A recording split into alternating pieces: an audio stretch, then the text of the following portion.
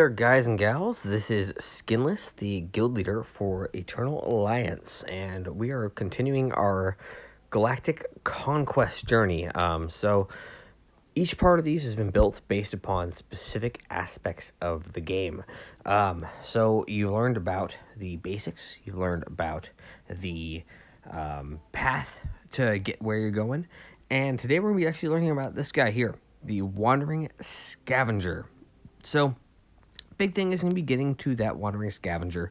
I've decided to go ahead and cover the basics of what kind of where to go for, where to come from. I've already looked at some of these aspects of what these pieces are going to be for your cards. We've kind of talked about this in the past about what cards to kind of go for.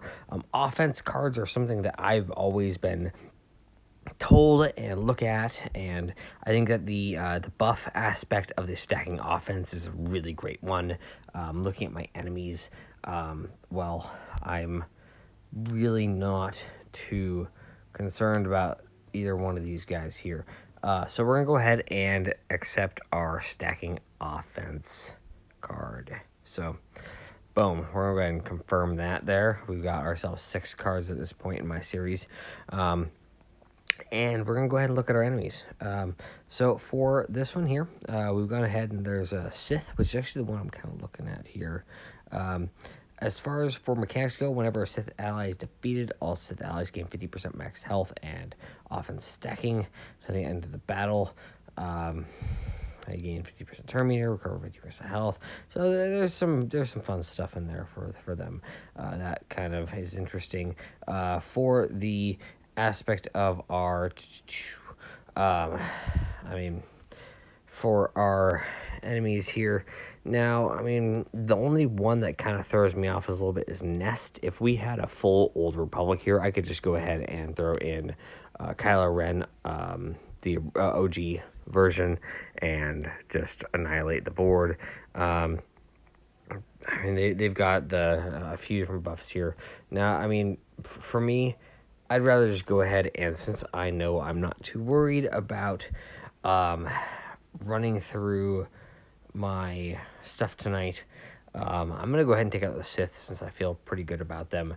And let's go ahead and actually pull up some, let's go and pull up some Jedi. So some Jedi characters, kind of throw them against there.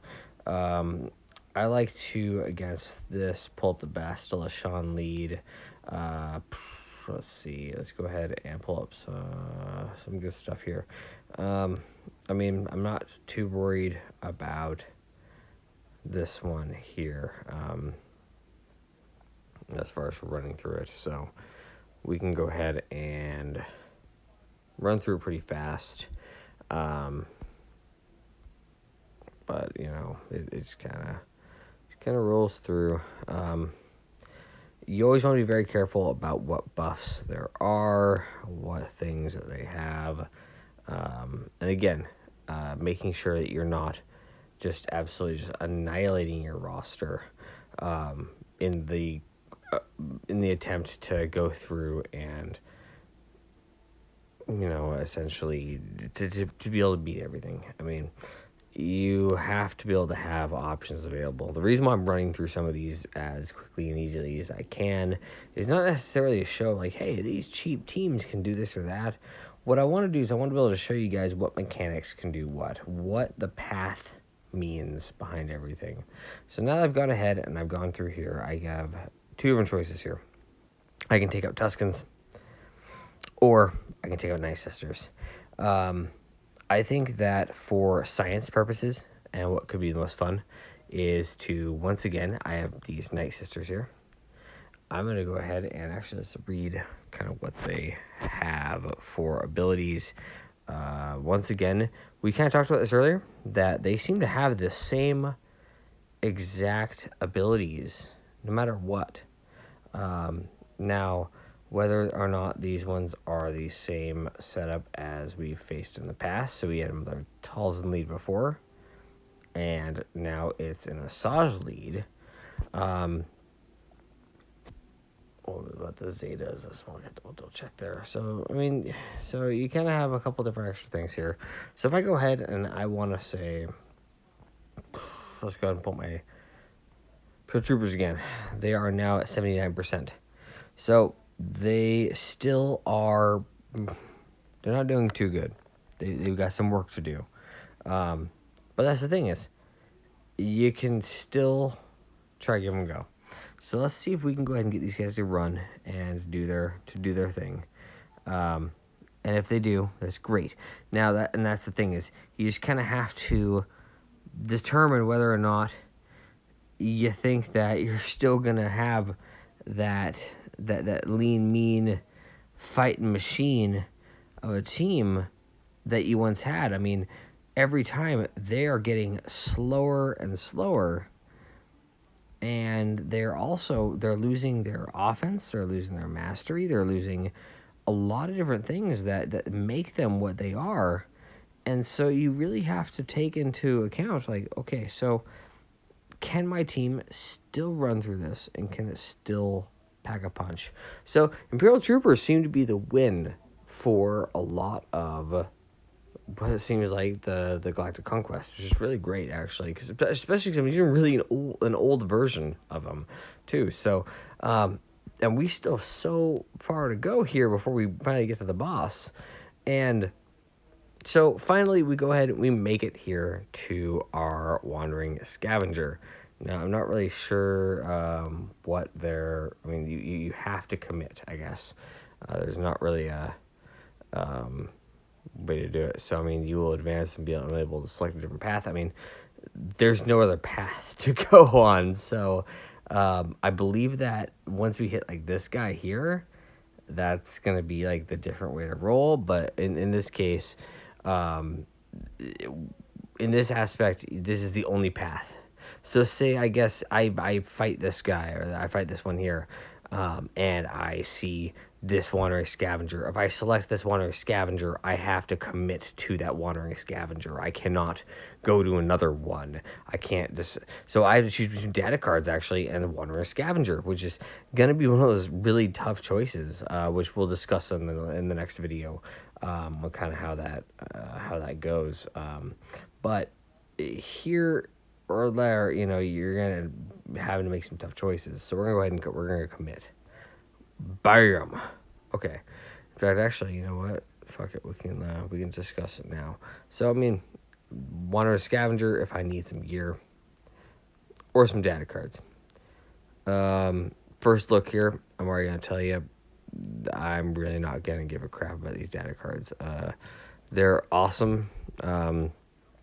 That quickening isn't too bad, but I'm probably depending upon what I need, which we'll figure out what some of these buffs are. Either way, we're going to get to there. So right now, what we can look at is we can purchase gear. I've heard a rumor that you can get yourself some shards of the elusive Razor Crest here in these shops. So far, I'm gonna call you a liar, but you know I'm gonna have to get through it. Either way, so you get down to some crystal stuff. The crystals do not seem worth it whatsoever. I would not even worry about that. But I mean, say I'm looking for some specific gear.